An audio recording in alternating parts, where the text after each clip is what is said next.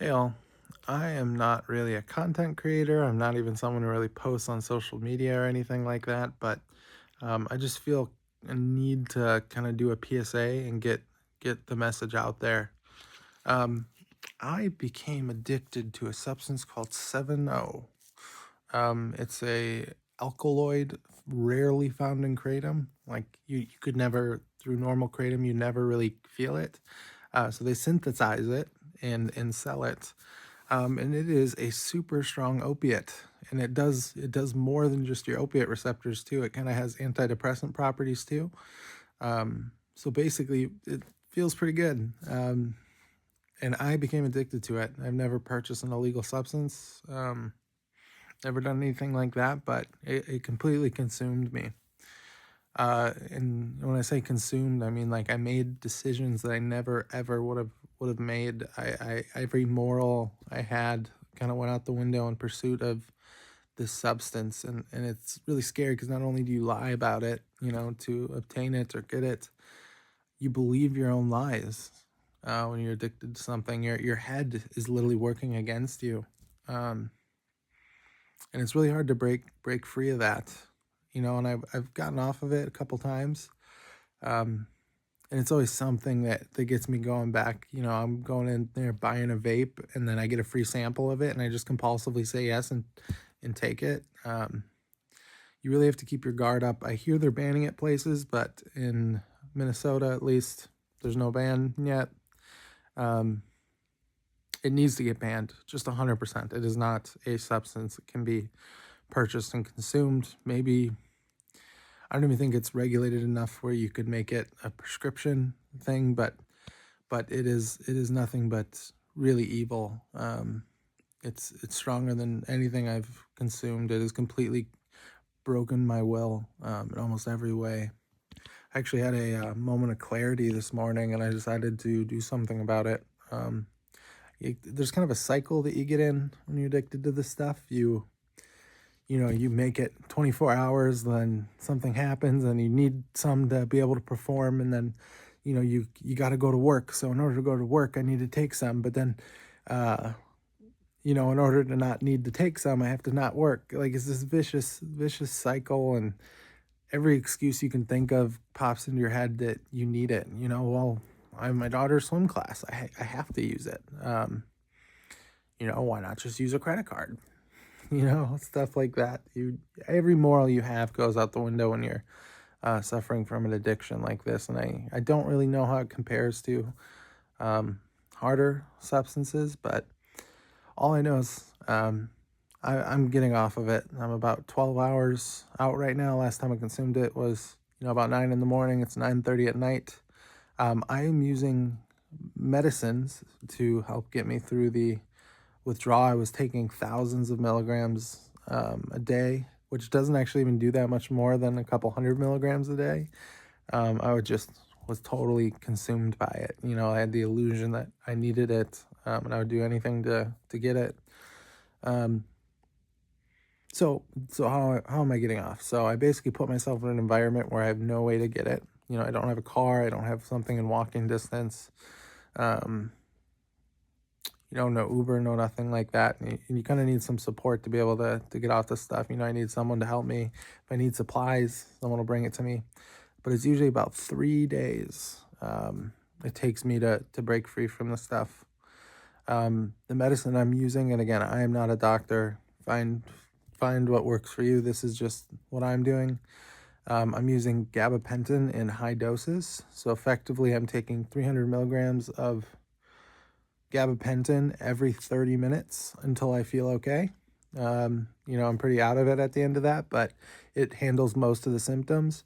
I've heard that this does not work if you consume gabapentin regularly, but I've only used it for the situation, and it seems to work pretty well. It's handling most of it, even let me sleep. I also have clonidine. I'm not really sure the exact use case for using it. I just pop it every once in a while, and it seems to help. I have an instant release one. Finally, I have some Suboxone. I have no intention of using it. I would like to completely break free from opiates altogether. But effectively, that would just bond to my opiate receptors. stopping the withdrawal, at least the opiate withdrawal. 7, again, impacts multiple things, you know, your serotonin levels, your hormone levels. There's a lot of things that it messes with, so it won't cover everything. And you know, if you use something like Suboxone, it'll manifest as anxiety. That's how it does for me, at least. You know, even if you have that and you're not feeling those withdrawals, you still feel like the compulsion, this obsession, this, how am I going to get it? Where am I going to get it? You know, you feel broken. You're not going to live without it. Just the overwhelming sense of doom that you need this substance. And again, I'm not going the Suboxone route. I've heard people do tapers. So like you start with 4 milligrams the first day, 2 milligrams, 1 milligram, half a milligram, you know, just to kind of cushion your way off opiates. But I am going for the sprint. You know, I can handle 3 days of pain. That's what I'm telling myself. I have the power to say that right now. I don't even know if I'll have the will to make another video. I'm usually pretty depressed and low motivation after the 3 days, but I am on the other side of that. You know, it's me, it's my will, it's I'm myself again. And that's something you kind of lose with this substance. It really needs to get banned. I don't know what politician needs to do this. I believe it's kind of become a political issue, you know, where it's one side versus the other, but it needs to become banned. There are kids every day who walk into that store, purchase that, and their lives are changed forever. It is a full-blown opiate. I don't care what anyone says, that is stronger than any, you know, prescription opiate I've ever had. Yeah, it's pretty great. I would use it for everything. You know, I have to stay up working. Let's take it. It'll help me stay up. You know, I need to sleep. Let's take some. It really becomes your everything. A lot of like recovery programs kind of preach finding a higher power. You know, you need something to replace that hole that's left. And I think at the root of that is the concept that when you're addicted to a substance, it becomes like your God. It becomes your higher power. And if I look at it, like I would wake up thinking about it, right? How am I going to get it? What time does the store open? All throughout the workday, my lunch is at this time. I can go and get this many then using this and whatever. You know, right on the way to, you know, on the way home from work, I knew exactly how many shops were there, which ones had which, you know, maybe, you know, which versions of it. And, you know, like I dream about it. It was my higher power. So that concept of finding something to replace that you find in like 12-step programs, I think there's some logic to it. Because if you don't replace that higher power, that voice that supersedes your own, your brain is kind of messed up for a while. Your brain is going to tell you to use every way it can. You know, you're too stressed. You have too much work to do. And unless you have something that's higher power than yourself telling you not to, you might fail. So yeah, I don't know what it looks like for everyone. I just had some clarity, but this stuff has effectively ruined my life. I'm really blessed that I think I still have my life on the other side of this detox.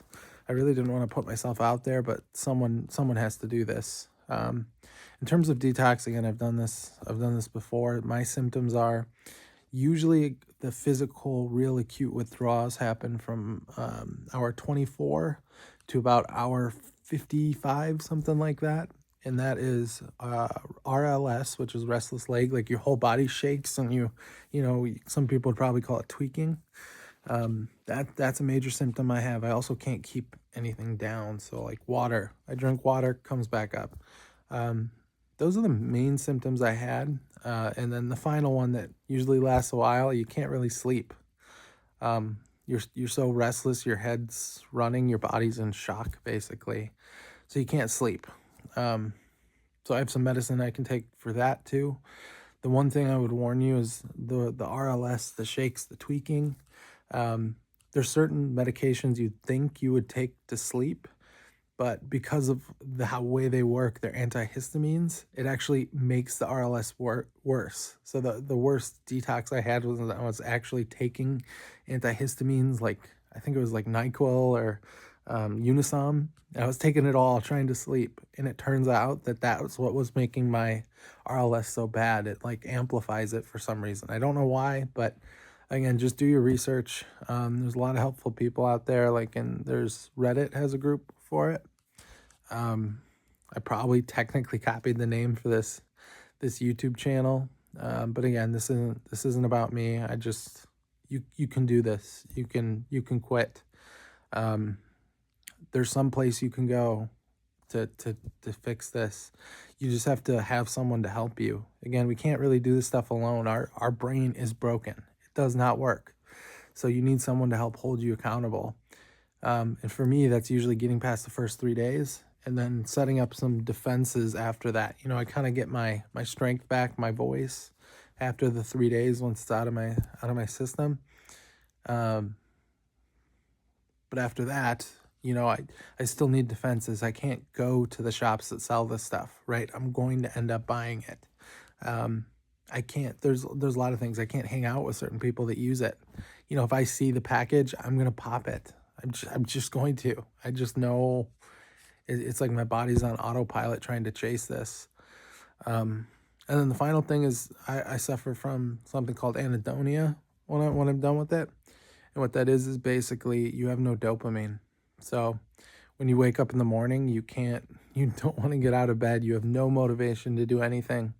And that was really bad for about a week. And it kind of starts lightening up after that. I actually have ADHD pretty bad. So I would actually get almost manic about things and obsess over them for this after I'm off. So I actually had days where I was like super hyperactive, and then I'd bounce down and just not want to move, literally not being able to do anything but scroll YouTube shorts or scroll TikTok. I think it's because I would get little dopamine hits every time I did. Any other advice I have would be showers. So when you are just dying and you feel every cell in your body just crying and begging you to get on the substance, I would find minor amounts of relief by taking a shower, and I would go from hot to cold in the shower. I think it helps with like the sweats. One of your systems that controls your sweating gets all crazy through this process.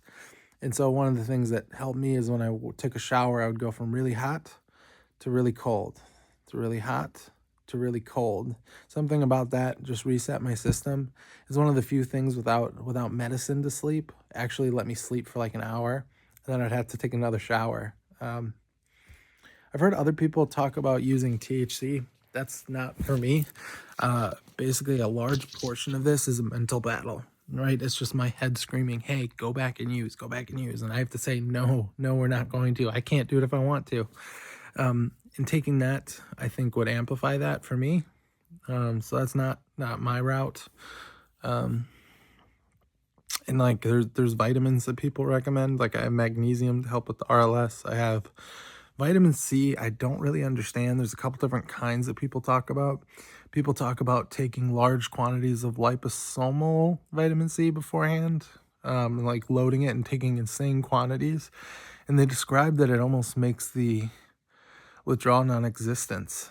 You know, it gets you through it with no problems. I didn't really do that. I just took normal quantities of vitamin C. We'll see how I do. But again, gabapentin does 90% of the work for me, and I think that's because I don't take it regularly. If you have questions, go ahead and ask.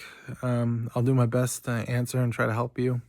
I'm going to be in pain for a little bit here, and again, it's October 30th, so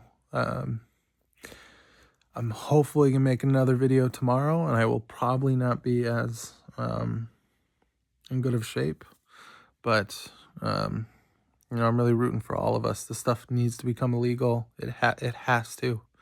It needs to be banned.